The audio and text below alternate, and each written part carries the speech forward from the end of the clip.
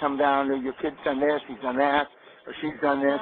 But you just keep at it. And then at the end of the day, hopefully 17, 18, 25 years later, they turn out all right. And it's because they're important to you. That's why you keep doing it. If they weren't important to you, you just, toss them out the door and say, go make it on your own. And it's the same in business. Most people take better care of their children than they do themselves. And just what I tell people, especially mothers when they come to the seminars, just think all the other things you can do with your family if you were super successful or more successful than you are. And that gets them focused. They think about the stuff they could buy their daughter. They could think about the stuff they could do to their this, that, and the other thing.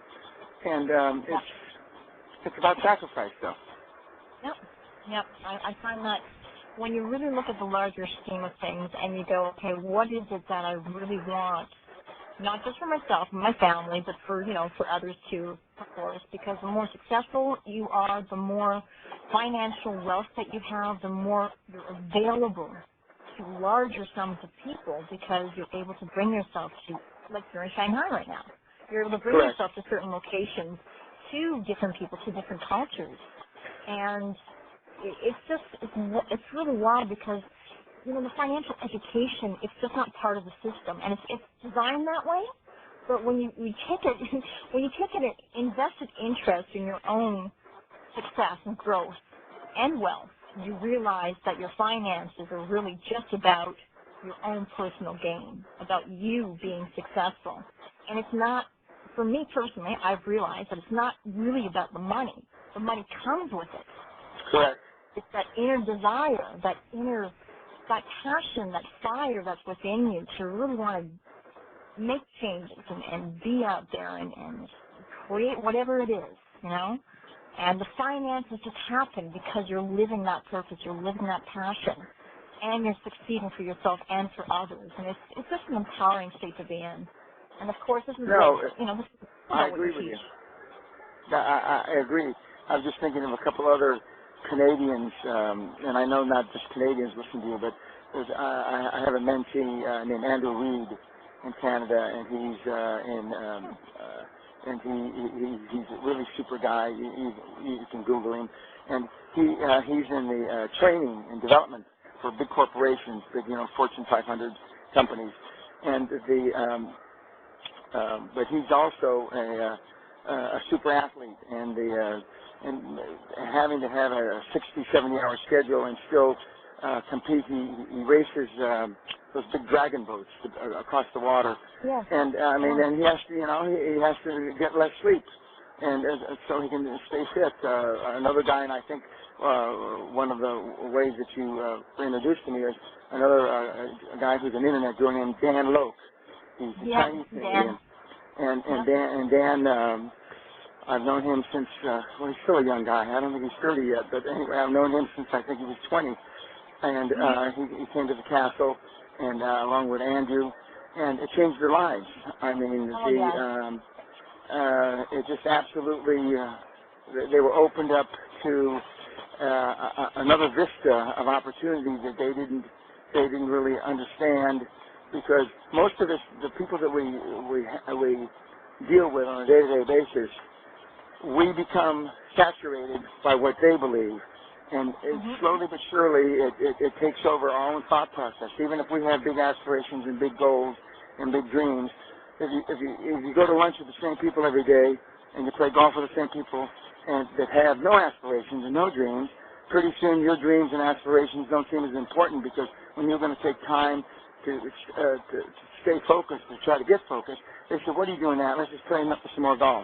Or let's just go to the show, or let's just go have a drink," which I believe in all those things, going to the show, have a drink, or play golf.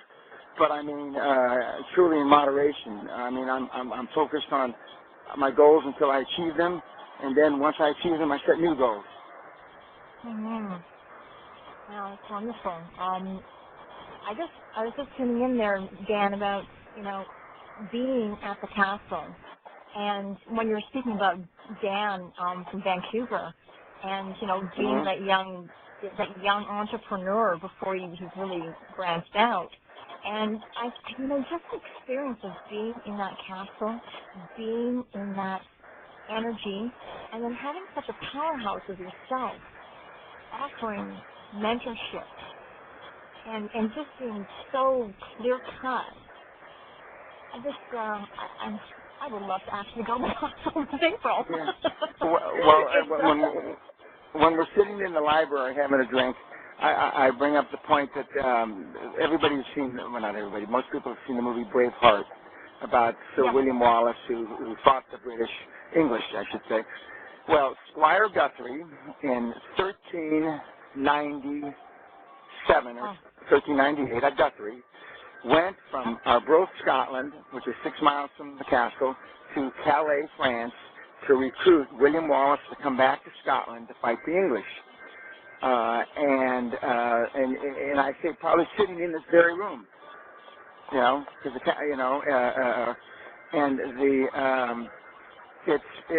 a historic place. I mean, the Lloyds of London has said a few years ago that it was one of the most finely appointed castles in Britain, and it's it's my home. I've been there 25 years now, but 26 years, but it's a special place, and it shows you what's possible in your lifetime. We also have a fully equipped gym and that kind of stuff in the castle. We also have a chapel if you want to pray. You don't have to pray, but we have a chapel, and it's 55,000 square feet, which is about 5,000 or 6,000 square meters in house, and it's got 55 rooms, and it's a great place.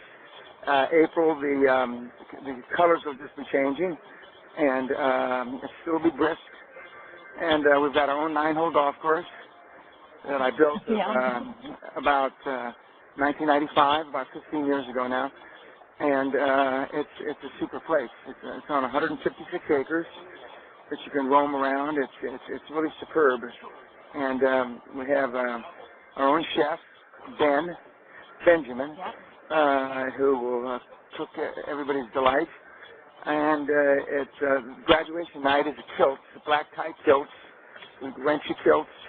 And we take our pictures in our Scottish black tie attire, and it's a lot of fun, and I really enjoy them. And I'm still in touch with and talking to, and in some cases in business, we're the first people that I ever did a seminar with in 1993, and the first castle seminar I did, which is in 1994.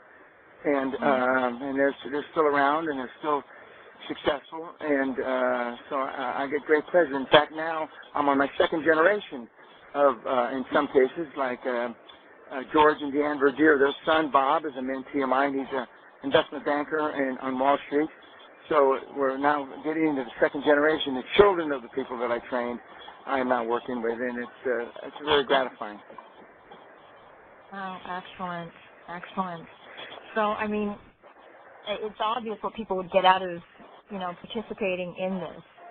The incredible growth and realizing the potential. I think that's probably a really key factor there, isn't it, Dan? Is that correct? Realizing the potential just by being there, by listening to your wisdom and the passion that you've got and the experience and just wiping the slate clear and going here. This is it. Another thing that we're adding this year because of the financial situation worldwide is that I'm working with the castle attendees for a year after the castle seminar to help them. We're going to have monthly conference calls with me. You're going to be able to email me, again, my personal email address. And so I can, there's no guarantees. I can't guarantee you're going to be super successful, but I've decided after talking to a lot of successful mentees, they said if we had more time with you, we have a lot of time, but if we even had more time with you, it would increase the probabilities of us being successful. So I've decided to devote time to all the castle attendees to work with them for a year after the seminar. And because I only give one, maximum 2 seminars a year, even though that'll be somewhat time-consuming, it's not that great a burden because there's not that many people. There's only 10 people that come to the castle. That's all that we take.